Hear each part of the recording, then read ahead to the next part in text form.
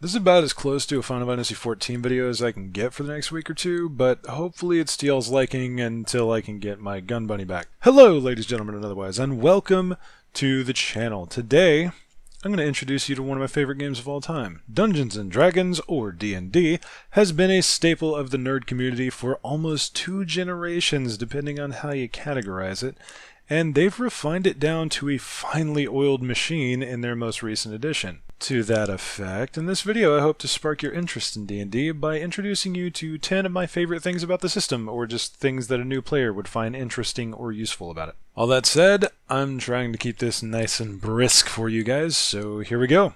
Let's boogie.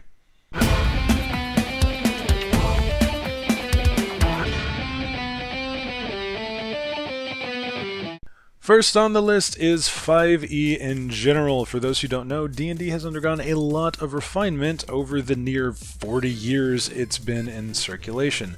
I won't bore you with the history of it, but suffice it to say that the creators have had a lot of time and even more input on how to improve the system. As a result, the current version of the game, 5e or 5th edition, is one of the most streamlined and newbie-friendly tabletop RPGs available at the moment, certainly the most widely known, thanks to Critical Role. I could reasonably explain how to play in about 15 minutes and guide someone through character creation in about twice that, depending on how deep they want to be. In theory, at least, on a surface mechanical level, I can get someone from completely new to playing D&D in about an hour if we ignore all the bells and whistles.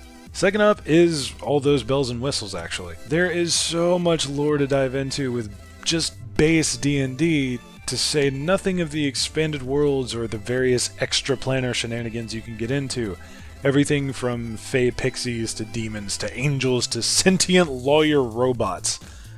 You might think I'm joking, but I am deadly serious. Mechanicus does not mess around with laws. Basically, there's a ton of official settings, plenty of pre-made adventures to play with, and loads of options to really spice up your games. Third is how the game is played. You have 2 groups at the table, that being the players and the Dungeon Master or DM. The DM is a curator of the world who tells you what the various monsters and NPCs are doing. These are people who either write or tell you the story of your campaign, tailor it to each group, and generally make things fun for everybody involved. If you get a DM who's experienced with a group of new players, that's about the best way to learn the game, since said DM will be able to tell you what your options are in any given situation and gently feed you info about how to work with your character. Fourth will be the characters themselves. You have so many options on who you can be. Even in the basic high fantasy player's handbook only setting, you can be a religious acolyte, a veteran soldier, a sailor, a pirate, a noble, a knight, a criminal, an entertainer, an artisan, or pretty much anything else your DM approves. And all of these give you some kind of bonuses. Those are just backgrounds. I played a Moon Elf fighter that made all of his own armor and weapons, a dwarf mage who just wanted to learn to mine faster with magic, a tabaxi or cat person swashbuckler who is blindingly fast, and a dashing swordsman type with all of the cockiness it entails. You can quite literally be anyone you want to, and play them however you like. Not without consequences, mind you, don't murder hobo, but you still have a lot of freedom with regards to who you can be. Speaking of, let's talk homebrew with number 5. That tabaxi swashbuckler I mentioned, also a gunbreaker. As in the Final Fantasy XIV gunbreaker, complete with exploding kukri and trench coat loaded with cartridges. Homebrew means anything a player or DM has custom made for the world. Most settings are homebrew in some way, unless the DM is running a pre-made adventure straight out of a source book, and there are a lot of homebrew classes, like I mentioned, that are both balanced and still crazy fun. A unit by the name of Silent Soren created a full class conversion guide for Final Fantasy XIV that I've been using alongside my main DM. The current campaign I'm running in has a Machinist, a Dark Knight Warlock multiclass, a Blue Mage, and a couple regular classes from the canon books, specifically a Cleric and Artificer. Generally though, you can do literally anything you want with homebrew, and that is something truly beautiful when pulled off right. Just make sure you have DM's approval or talk to your players about it before you implement.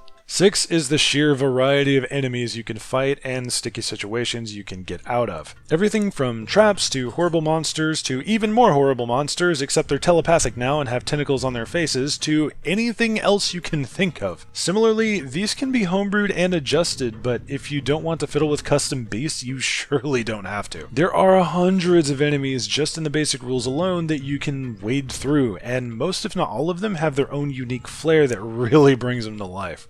7 is the setting potential. I mentioned lore and various worlds before, but this is a bit different.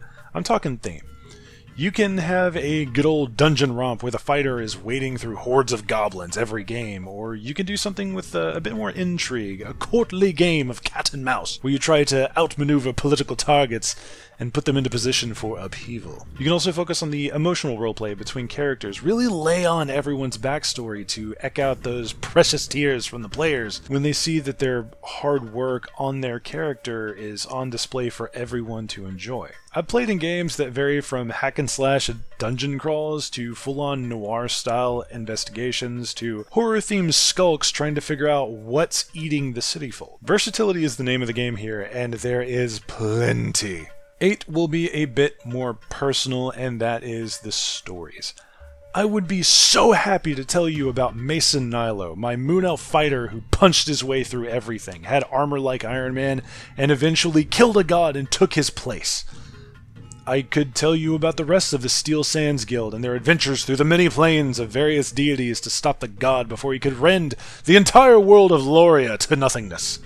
That campaign was over a year ago, and I can still tell you that our halfling ranger would always fling this flying longsword before snap shooting with her bow and hitting every single attack because of her halfling luck bonus. I can tell you about our changeling warlock of the Raven Queen, a goddess of death, who switched to a different class altogether when I demanded godhood from another deity. He didn't even sit around and wait for his patron to get pissed off. He immediately dropped his oath and just decided that, hey, these people have been really nice to me, so I'm gonna forsake a god in order to stay with them. I could tell you about our wizard who joined the party a bit late but made a hell of a case to a bank of all things and started up his own business that survives to this day in that group, and how he always polymorphed into a T-Rex or a giant gorilla in battle. This one's a bit long, but the stories are why I play this game. From that one campaign, I have so many awesome memories that I love to recount, and they'll be with me forever. The friends I made during that game will always be special to me, and if none of this makes a singular lick of sense to you, then I honestly can't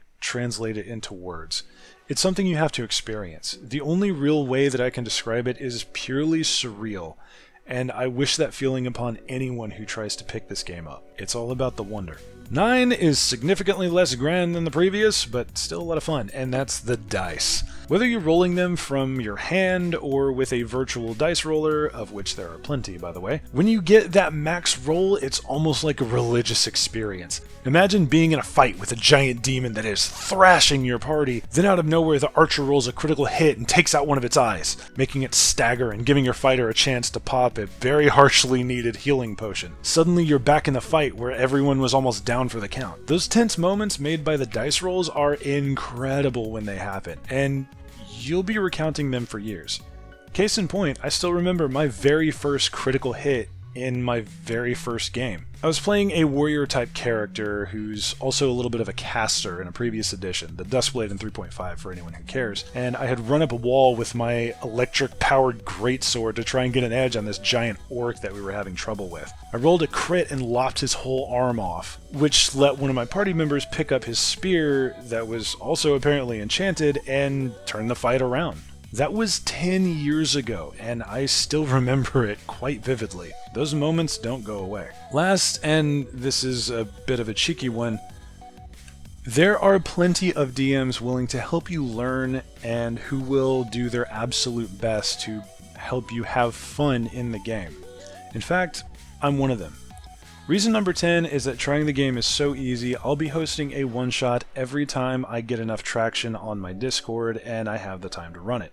A one-shot is basically a one-session game where everyone makes a character and plays it out in that one short session, designed to be an open and close type adventure. They're fairly simple, but a lot of fun. This particular setup will be online with a program called Foundry, which players don't have to worry about at all. I'm not sponsored, but the program is awesome. All you do as a player is click a link, put your character together with the built-in character sheet and importer, and play. And if all of this sounds daunting to you, I will always be in my Discord and willing to explain things if you have any questions at all. Even if you don't want to deal with me specifically, plenty of other channels have open Discords with a load of DMs looking for players. And most of them are very friendly, always eager to welcome new people into this hobby that we all love. And that's it. That's my top 10 reasons to try D&D. You guys know the drill from here. Drop a like and a comment if you enjoyed. And if you'd like to see more, kick that subscribe button and roundhouse the bell next to it so YouTube Senpai remembers to inform the almighty algorithm whenever I upload. As I mentioned, I do run a Discord where I'll be hosting one-shots whenever we get enough people, which I've linked below. Have a wonderful day, and I'll see y'all next round.